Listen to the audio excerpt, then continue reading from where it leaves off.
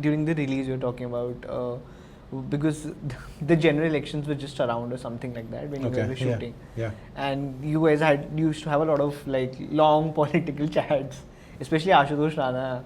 No. So the Ashutosh Rana Sahab's room was adjacent to, I think, Manoj Bhai's room. Yeah.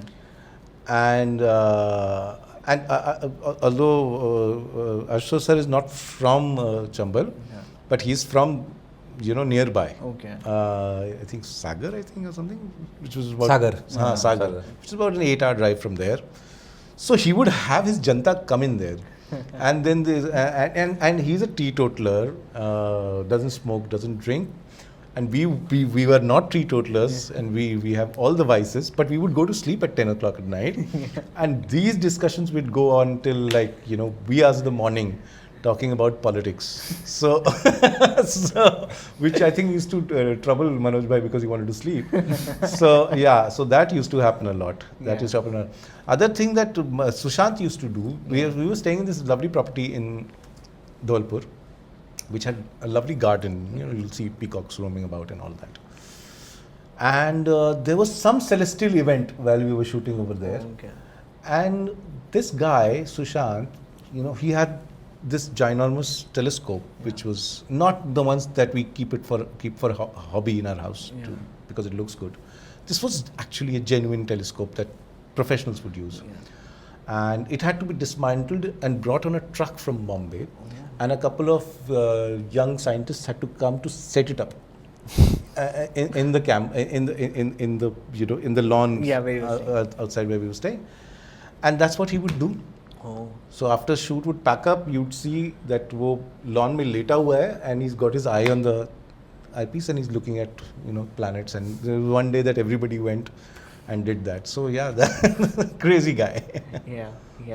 I want to also talk to you about the climax where Ranveer's character says, "This is the girl we have been looking for all through, and this is what Dadda also Sab apni apni Sonchiriya talash rahe hain." Yeah. And that's a very tricky scene because it's kind of spelling the subtext in some sort of way, what the film is actually about. So how did you go about writing that, because so that it doesn't appear heavy-handed or like? Well, I mean, it's always a thin line. You don't want to appear heavy-handed, but at the same time, you want to make sure that the point is made. That the point is made. So it's it's that balancing act that I guess it came out from that place, I guess. Yeah, and also if he hadn't spoken it, nobody would have gotten it. That why, nobody would have got why the film was called Sonchiriya. Some obscure critic sitting in Rajkot is not going to cut it for us. And we really needed it spelled. Not that it helped much, but but I'd rather have it. I'd rather be loud than be obscure. So I think we. Another thing about the writing, which has never happened to me before or since, is that Sudip did you can call it a step outline. His first stab at it. Okay, his first stab at the step outline. I've seen the document a few times. That is the film. Wow. The first thing that he wrote, is actually the film, because 90% of the dialogue is there in it. Most of the scenes are exactly the way you had written that document, although it was not formatted. It was just that was amazing, because the film, he saw the film so clearly.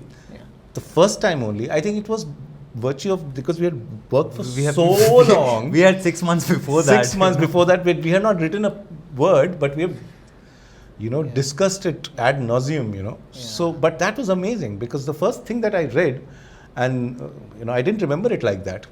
But later, much after the film came out, one day I was just looking at the step outline. I said, fuck, this is the film. This is what he wrote, and this is what I made. I mean, so that was amazing. That's very rare. It should not be used as a benchmark. It should not be. हर बार नहीं होता ऐसा. उस बार हो गया.